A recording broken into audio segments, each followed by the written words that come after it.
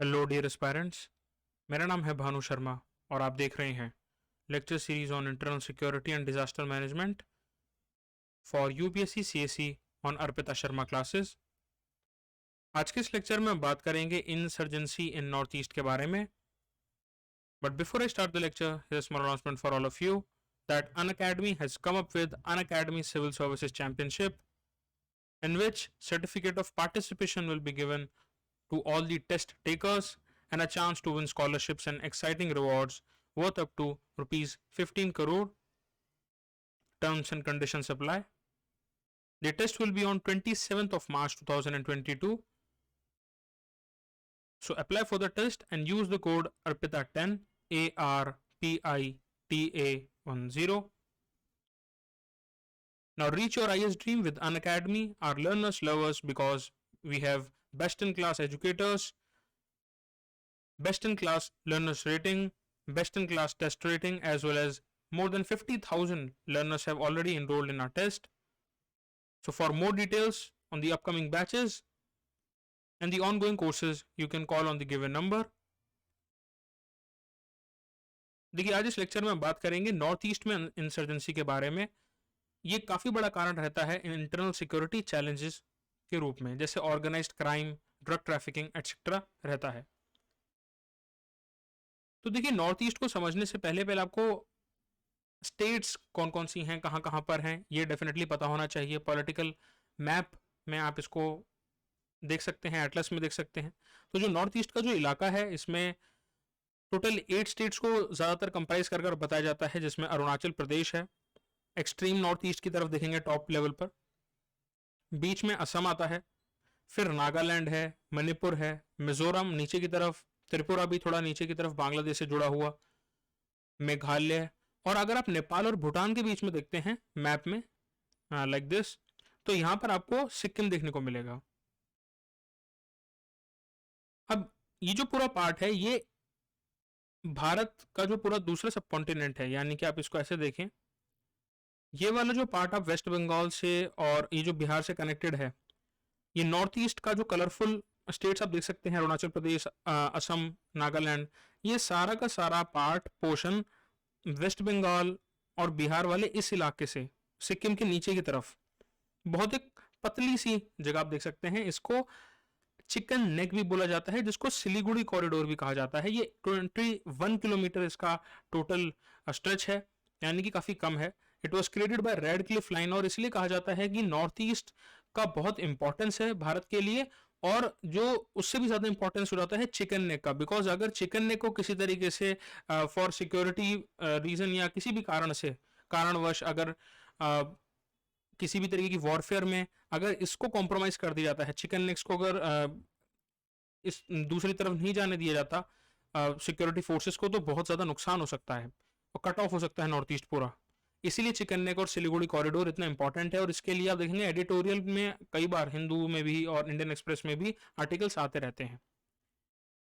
और ये जो कॉरिडोर है, इसमें आप देखेंगे भूटान, बांग्लादेश और नेपाल तीनों कंट्रीज जो हैं ऑलमोस्ट काफी नजदीक हो जाती हैं। The north east borders on 4 countries, जिसमें चाइना है, भूटान है, और नॉर्थ म्यांमार आता है ईस्ट की तरफ, बांग्लादेश साउथ और वेस्ट में। तो आप देखेंगे कि नॉर्थ ईस्ट जो है ये घिरा हुआ इलाका है काफी सारे नेबर कंट्रीज से। टोटल जो एरिया है वो 2.6 लाख स्क्वायर किलोमीटर का है, and it is 7.6% of India total land area, जिसमें पॉपुलेशन ऑलमोस्ट अराउंड 3.6% आती है, 39 मिलियन के करीब। बात समझने की ये है कि यहाँ पर टोटल 475 एथनिक ग्रुप्स, यानी कि ऑलमोस्ट 450 से भी ज्यादा ग्रुप्स, और 400 लैंग्वेजेस हैं, डायलेक्ट्स हैं दैट आर स्पोकन हेयर। तो डाइवर्सिटी बहुत ज्यादा है। अब आप जैसे इस बड़े वाले मैप में भी देख सकते हैं कि जो नेपाल का इलाका है, यहां पर आप सिक्किम को देखेंगे, सिक्किम और भूटान के बीच में ये चुंबी वैली का इलाका जाता है, जिसको यहाँ पर छोटा सा एक पार्ट देखने को मिलेगा डोंगलांग रीजन वाला। फिर Sikkim, China, Bhutan tri junction भी आ जाता है इस पॉइंट पर, ट्राई जंक्शन का लेवल का पॉइंट है।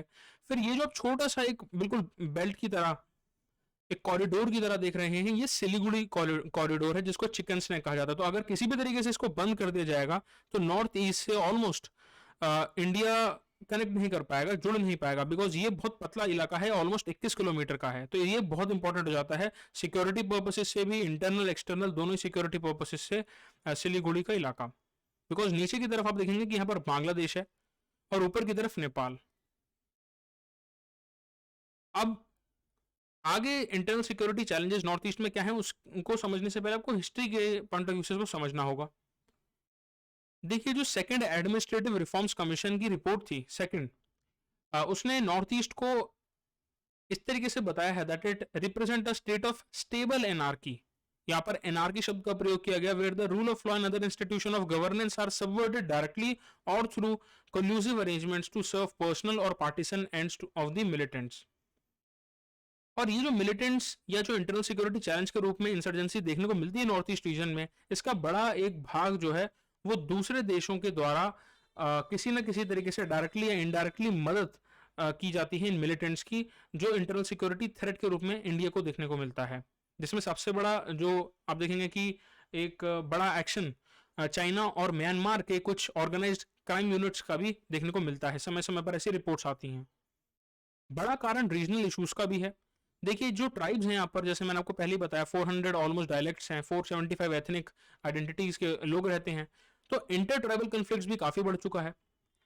यूथ जो है वो ज्यादातर अनएम्प्लॉयड है, and the inability to compete with the non tribal businesses और इलीगल माइग्रेशन की जो समस्या है दूसरे या तो नेबरिंग स्टेट से या फिर दूसरे कंट्री से, जिसमें म्यांमार, भूटान, बांग्लादेश आता है।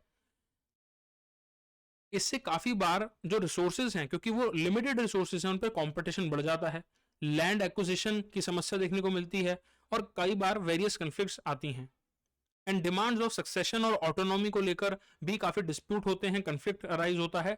ये भी बड़ा कारण आता है लड़ाई झगड़ों का बढ़ने का, डिस्प्यूट बढ़ने का, और वो डिस्प्यूट फिर मिलिटेंसी या इंसर्जेंसी का रूप ले लेते हैं।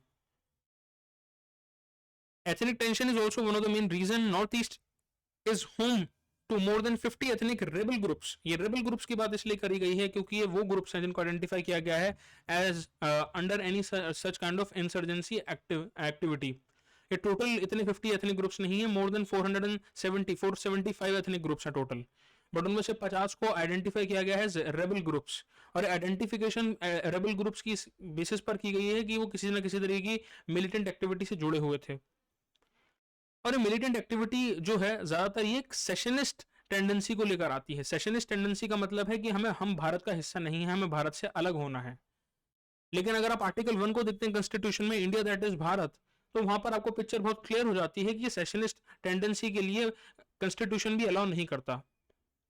और कई बार ऐसा भी देखने को मिला है कि सेशनिस्ट टेंडेंसी असल में वहां के लोगों में नहीं, बल्कि दूसरे जो स्टेट हैं, दूसरे जो कंट्रीज हैं लाइक म्यांमार और चाइना, इन्फिल्ट्रेशन कराकर सेशनिस्ट टेंडेंसीज को डेवलप करते हैं, जिससे कि इंटरनल सिक्योरिटी का थ्रेट बने और प्रेशर भी सरकार पर ज्यादा पड़े, जिससे चाइना के अपने खुद के जो मोटिव्स हैं जो सिक्योरिटी को लेकर या डिफेंस को लेकर, वो प्रॉपर तरीके से काम कर पाए और इंडिया के लिए या डिफेंस फोर्सेस के लिए चैलेंज आए। Militants in their formative years voiced genuine grievances of the people कि यहाँ पर पुअर गवर्नेंस है या फिर एलियनेशन है या लैक ऑफ डेवलपमेंट है। अब ये जो जनरल आप देखेंगे कि ये जो कंसर्न है वहां के लोगों का, वो जो एड्रेस नहीं किया गया प्रॉपर तरीके से केंद्र सरकार द्वारा लास्ट मतलब पहले के सालों में, 10-20 साल का जो पीरियड रहा है पहले का, उसकी वजह से फिर लोगों की मन में एक ऐसी भावना जाती है कि अगर हमारी बात नहीं सुनी जा रही है then we will use militancy और एक्टिविटीज लाइक इंसर्जेंसी, और इसीलिए ये भी एक बहुत बड़ा कारण हो जाता है एथनिक टेंशंस का। However with time and opportunist motives, उन लोगों को यानी कि जो सिटीजन्स हैं नॉर्थ ईस्ट में, उनको फिर इन्फ्लुएंस भी कर दिया जाता है through a number of organised crime units, जिनके असल में जो फंडिंग है वो बाहर के देशों से आती है, जिसमें ज्यादातर म्यांमार या फिर चाइना है। अब एक एक कर कर बात करते हैं डिफरेंट डिफरेंट स्टेट की, उनकी हिस्ट्री को समझते हैं थोड़ा थोड़ा कि इंसर्जेंसी किस लेवल पर कैसे कैसे अराइज हुई। तो इसमें सबसे पहला जो नाम आता है वो आता है नागालैंड का। तो देखिए अगर आप नागालैंड को देखेंगे तो नागालैंड ऑलमोस्ट असम का ही पार्ट था पहले। ये छोटा सा आप यहाँ पर हिस्सा देख सकते हैं ब्लू कलर का, असम के बिल्कुल नीचे की तरफ ऑलमोस्ट साउथ ईस्ट में। So being a part of the larger state of Assam, it was the first to experience militancy in pursuit of grant of autonomy कि हमें अलग होना है, हमें अलग देश बनाना है, अलग तंत्र को खड़ा करना है। तो under the leadership of Naga national council, जिसको एनएनसी भी कहा जाता था, headed by A Z Phizo Nagas, declared independence around 1951। उसके बाद ये जो एनएनसी की फॉर्मेशन हुई थी नागा नेशनल काउंसिल की, इसको स्प्लिट कर दिया गया, जिससे कि एनएससीएन यानी कि national socialist council of Nagaland बना। और बाद में ये एनएससीएन भी दो फैक्शंस में टूट गया, यानी कि इसाक मुहावे फैक्शन जिसको कि एनएससीएन आईएम कहा जाता है, और खापलांग फैक्शन जिसको एनएससीएन के नाम से भी रेफर किया जाता है। तो अगर आपको न्यूज में, मैगजीन्स में, न्यूज़पेपर में कोई भी आर्टिकल या ऐसी कोई न्यूज देखने को मिलती है जहां पर किसी भी तरीके की फैक्शन का या एनएससीएन का नाम दिया हुआ है, तो आप इसको डेफिनेटली पढ़ के जरूर जाएं। अब मिजोरम को अगर आप देखेंगे तो it was also part of the Assam. नीचे की तरफ यहाँ पर नागालैंड से थोड़ा सा नीचे की तरफ अगर आप आएंगे, ये ग्रीन वाला जो एरिया है मिजोरम, कैपिटल है आइजवाल। तो स्टेटहुड जब 1987 से पहले मिली थी तो ये असम का ही पार्ट था। इस यहाँ पर भी काफ़ी ज़्यादा मिलिटेंसी देखने को मिली। एक बड़ा कारण मिलिटेंसी होने का ये था कि काफ़ी मिलिटेंट्स का मानना था कि लोगों को प्रॉपर तरीके से डेवलपमेंट नहीं दिया जा रहा है, जो बेसिक नेसेसिटीज़ हैं वो प्रोवाइड नहीं की जा रही हैं, और ये और ज़्यादा बढ़ गया था मॉटम फेमाइन के बाद। So Mizo national front MNF का इस्टेब्लिशमेंट होता है 1966 में for the independence of Mizoram by the legendary leader Lal Denga, और ये बात आपको याद रखनी है। उसके बाद त्रिपुरा के केस में अगर हम बात करते हैं तो त्रिपुरा में कारण थोड़ा अलग था। त्रिपुरा में बहुत बड़े लेवल पर माइग्रेशन हुआ हिंदूज का from the British ruled east Bengal, which is believed to have been responsible for reducing the indigenous tribal people. और इंडिजिनस जो यहाँ के लोग थे फिर उनको माइनॉरिटी स्टेटस प्रोवाइड किया जाने लगा, जिसकी वजह से उनके मन में काफी ज्यादा डिससेटिस्फेक्शन अराइज हुआ। This development sparked a violent backlash among the indigenous people, and many militant groups were created during this time, sprang up in the state demanding the restoration of the tribal rights from the Bengali population. और ये त्रिपुरा का एक बड़ा कारण बन गया dissatisfaction का। तो अब यहाँ पर देखेंगे कि कोई ना कोई किसी न किसी तरीके से, बिकॉज एथनिक आइडेंटिटी इतनी सारी है कि डिससेटिस्फेक्शन का कारण आ ही जाता है। असम के केस में अगर हम बात करें, a movement that started demanding the deportation of illegal migrants also witness the birth of the militant outfit. और ये कई बार इसका नाम आता है एग्जाम में भी, पेपर में भी, न्यूज़पेपर में भी, उल्फा यानी कि United liberation front of Assam, जो कि 1979 में क्रिएट हुआ। कुछ और भी ऐसे नाम हैं इंसर्जेंट्स ग्रुप के, जैसे बोडो लिबरेशन टाइगर्स जिसको BLT कहा जाता है, यूनाइटेड पीपल्स डेमोक्रेटिक सॉलिडारिटी यानी कि UPDS, या national democratic front of Bodoland यानी कि NDFB। मणिपुर की अगर हम बात करते हैं तो ये जो नीचे का जो आप यहाँ पर पिंक कलर से देख सकते हैं, नागालैंड और मिजोरम के बीच में इम्फाल कैपिटल है। So militancy originated in protest against the forcible merger of the former Manipur kingdom with India. And उसके के बाद आप देखेंगे कि united national liberation front UNLF 1964 में फॉर्म होता है with an objective of ending the discrimination against Manipur which was accorded statehood only in 1972, nearly 23 years after its merger. Meghalaya के केस में अगर हम बात करते हैं तो मेघालय को भी असम स्टेट से ही कार्व आउट करा गया था, और यहाँ पर मेजर ट्राइब जो हैं वो गारोस, जैंतियास और खासीस हैं। ये क्वेश्चन काफी बार PCS में आया हुआ है, यूपी PCS का फेवरेट सवाल है। The rise of aspirations of tribal autonomy also led to the emergence, जो कि और स्टेट में भी हमें देखने को मिलता है, जिसमें गारो नेशनल लिबरेशन आर्मी GNLA की क्रिएशन हो जाती है। हिनीट्रैप नेशनल लिबरेशन काउंसिल जिसको HNLC भी कहा जाता है, वो भी मेघालय की जैसे यहाँ देख सकते हैं ये बांग्लादेश से जुड़ा हुआ है बिल्कुल। तो यहाँ पर कई बार इलीगल माइग्रेशन भी होती है मेघालय में स्पेशली, जिससे एथनिक आइडेंटिटीज पर काफी फर्क पड़ता है, उनकी नीड्स पर काफी फर्क पड़ता है, और रिसोर्स एलोकेशन प्रॉपर नहीं हो पाता है तो डिससेटिस्फेक्शन बढ़ता है। ये वाला ग्रीन इलाका जो आप देख सकते हैं असम और बांग्लादेश के बीच में, शिलोंग इसकी कैपिटल है। उसके बाद हम बात करते हैं अरुणाचल प्रदेश की, बिल्कुल नॉर्थ ईस्ट में एक्सट्रीम साइड पर, ईटानगर जिसकी कैपिटल है। The state remains under peace more और less in history, but because इसकी प्रॉक्सिमिटी काफी ज्यादा आप देखेंगे कि चाइना की तरफ है। चाइना इनफैक्ट इसको क्लेम करता है कि वो ये साउथ तिब्बत का पार्ट है। तो यहाँ पर भी इंडिजिनस इंसर्जेंसी मूवमेंट्स आए, जैसे फॉर्मेशन होता है ADF का यानी कि अरुणाचल ड्रैगन फोर्स का, which was re established as east India liberation front in 2001, जिसको EALF भी कहा जाता है। अब बात करते हैं कि किस तरीके से फिर सरकार ने मिलिट्री ऑपरेशंस को अंजाम दिया और एस्पा को कैसे कैसे यूज किया गया। देखिए, एस्पा का मतलब है armed forces special power act. इसमें जो मिलिट्री है, जो डिफेंस फोर्सेस हैं, उनको एक्स्ट्रा पावर दी जाती है आर्म्ड फोर्सेस को to deal with certain emergency conditions, क्योंकि नॉर्मल कंडीशन नहीं है। And it is therefore in the whole of the Assam, Nagaland and most of Manipur and some areas of Arunachal Pradesh. बाद में इसको हटाया भी जाता है 2018 में, आप देखेंगे। And military operations in Mizoram where the army reportedly launched air strikes to neutralise many of the MNF cadres and resulted in several fatalities and displacement among the civilian population, और इससे civilian unrest भी काफी बढ़ा। असम की अगर हम बात करते हैं तो 1990s की स्टार्टिंग में 1992-1993 के करीब दो मिलिट्री ऑपरेशंस को लॉन्च किया जाता है, ऑपरेशन राइनो और Bajrang against the ULFA militants, जो काफी ज्यादा बढ़ा रहे थे इंसर्जेंसी की घटनाओं को। And also Assam rifle has been given the task to deal with the insurgents in the Assam region. अगर हम बात करते हैं कि अभी के करंट सिनेरियो की, तो देखिए काफी बड़े लेवल पर सिक्योरिटी सिनेरियो सुधर चुका है, इंप्रूव कर चुका है of north east. Almost no insurgency is left in Tripura and Mizoram, and there has been a marked improvement in the security situation in other states as well. 31 March 2018 को एस्पा को most of the areas से हटा लिया गया था of Meghalaya, जो कि एक अच्छा साइन था कि इंसर्जेंसी मूवमेंट कम हो रहा है, पीस बढ़ रहा है। In Arunachal Pradesh also, areas under ASPA have been reduced from 16 outpost areas bordering Assam to 8 police stations, and besides Tirap, Changlang and Longding districts. तो अगर आपको किसी भी तरीके की डिस्ट्रिक्ट्स का नाम देखने को मिलता है जहां पर ASPA लागू हुई है या फिर हटी है, तो आप उसको डेफिनेटली नोट करिए।